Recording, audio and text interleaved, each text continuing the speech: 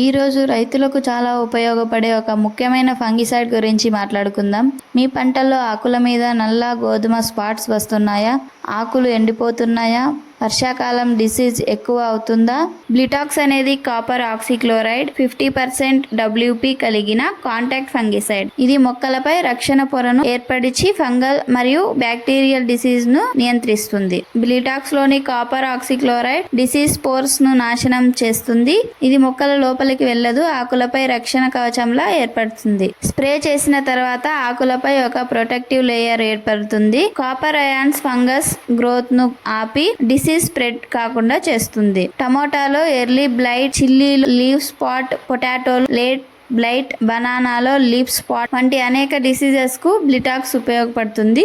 సాధారణంగా 1 లీటర్ నీటికి 2 నుంచి 3 గ్రాముల బ్లిటాక్స్ కలపాలి. 15 లీటర్ల స్ప్రేయర్ కు 30 నుంచి 45 గ్రాములు సరిపోతుంది. 1 ఎకరానికి 500 నుంచి 750 గ్రాముల వరకు అవసరం కావచ్చు. ఉదయం లేదా సాయంత్రం స్ప్రే చేయాలి. ఆకుల 2 వైపులా మందు పడేలా చూడాలి. వర్షం ముందు స్ప్రే చేయకూడదు.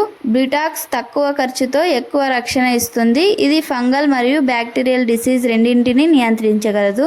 ఓవర్ డోస్ చేయకండి. గ్లౌస్ మరియు మాస్క్ తప్పనిసరిగా వాడండి. సరైన మోతాదులో సరైన సమయంలో బ్లిటాక్స్ వాడితే ఫంగల్ డిసీజెస్ ను సమర్థవంతంగా నియంత్రించవచ్చు.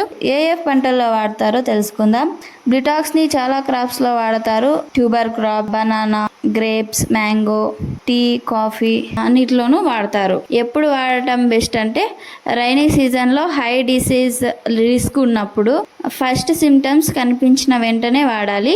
బ్లిటాక్స్ ఎర్లీ స్టేజెస్ లో వాడితేనే బెస్ట్ రిజల్ట్ ఉంటుంది. దీని నుంచి అడ్వాంటేజెస్ ఏమేమి ఉంటాయంటే బ్రాడ్ స్పెక్ట్రమ్ ఫంగిసైడ్, లో కాస్ట్ ప్రోడక్ట్, రైనీ సీజన్ లో కూడా ఎఫెక్టివ్ గా ఉంటుంది. బ్యాక్టీరియా ప్లస్ ఫంగస్ రెండింటిని కంట్రోల్ చేస్తుంది. Easy availability. ఓవర్ డోస్ చేస్తే లీఫ్ బర్న్ అవ్వచ్చు, సో లిమిటెడ్ గా స్ప్రే చేయాలి. రిపీటెడ్ యూస్ చేయడం వల్ల సాయిల్ అక్యుములేషన్ అవ్వచ్చు. ప్రాపర్ టైమింగ్ లో యూస్ చేస్తే క్రాప్స్ ని ఫంగల్ డిసీజెస్ నుంచి బాగా ప్రొటెక్టివ్ చేయగలదు. Follow for more.